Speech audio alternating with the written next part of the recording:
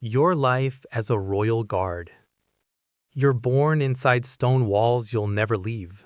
Not into royalty, not into power, but close enough to taste it and never touch it.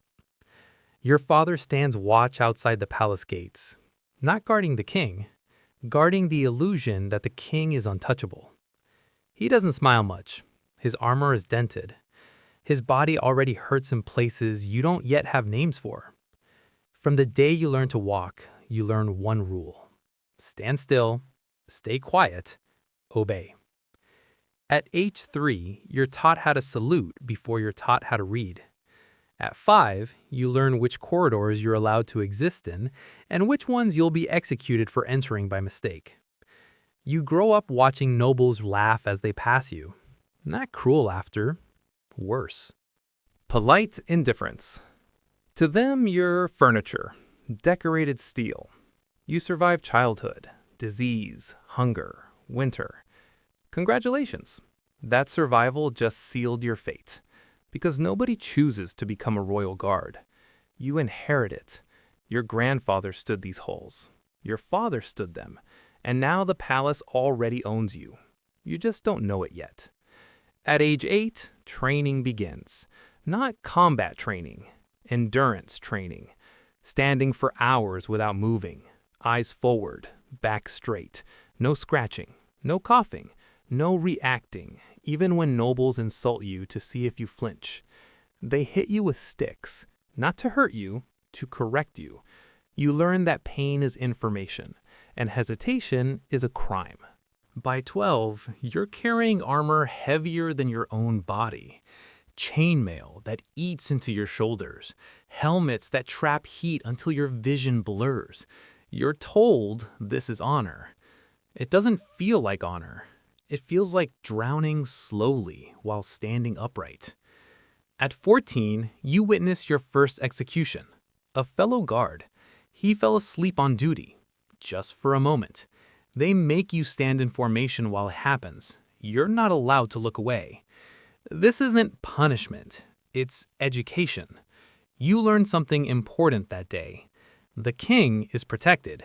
You are expendable. At 16, you're officially sworn in. You kneel. You vow loyalty.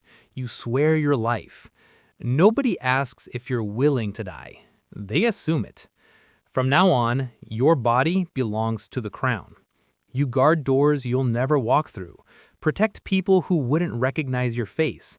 You bleed in silence so others can feel safe without thinking.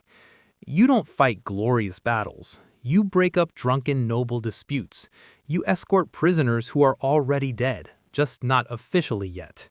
You stand between angry crowds and the palace, knowing full well, if the mob breaks through, you die first. By 20, your knees ache constantly. Your hands shake in the cold. Your sleep is shallow and violent. You dream of alarms, of shouting, of being too slow. You're forbidden from speaking to royalty unless spoken to first. Forbidden from forming relationships inside the palace. Forbidden from leaving your post. Freedom exists about 20 steps behind you. You're just never allowed to take them. One night, an assassin slips through, not past you, through someone else. The palace erupts in chaos, shouting, steel, blood. The king survives. A guard doesn't. They execute 3 men the next morning for failure of vigilance. None of them were on duty. You understand now. Guilt is irrelevant. Responsibility is collective. Punishment is convenient. You stop feeling anger. Anger requires energy. By 25, you're numb. Your armor feels like skin. Your sword feels heavier every year. Your name is rarely spoken. You miss your mother's funeral. No leave approved. Your father dies on watch one winter night. Heart simply gives out. They replace him before sunrise. You take his post. There's no ceremony, no gratitude, just continuity. At 30, younger recruits look at you the way you once looked at veterans, with fear, with questions, with hope you don't have the heart to kill. You don't warn them, not because you're cruel, because you know they wouldn't believe you. The palace feeds on belief, belief in honor, belief in duty, belief that sacrifice means something. By 40, your body is failing. Your reaction time slows, your hearing fades, your joints scream every time you lock your knees. You hide it, because injured guards don't retire. They disappear.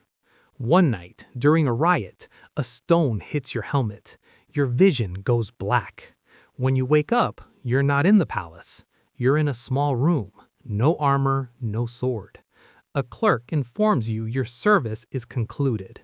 No pension, no land, no ceremony. Just a warning. Do not speak of what you've seen.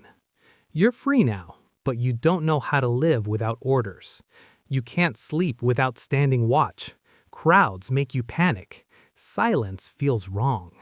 People avoid you when they learn what you were. Royal guards are symbols, not men. You die quietly years later. Not in battle, not in glory, just worn down. Your grave isn't near the palace, it's far away. Because even in death, the crown keeps its distance.